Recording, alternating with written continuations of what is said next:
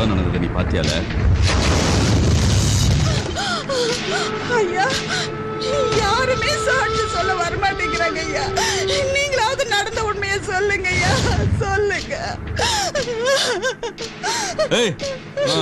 என் புருஷன் அநியாயமா பொண்ணவனை தூக்குல போடணும்.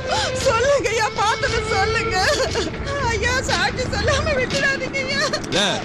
என்னல நான் கேக்குறேன், அவ கேக்குறா. ஐயனார் சில மாதிரி அப்படியே நின்னுட்டு இருக்க. கேக்குறல, கொலைய நீ பாத்தியா இல்லையா?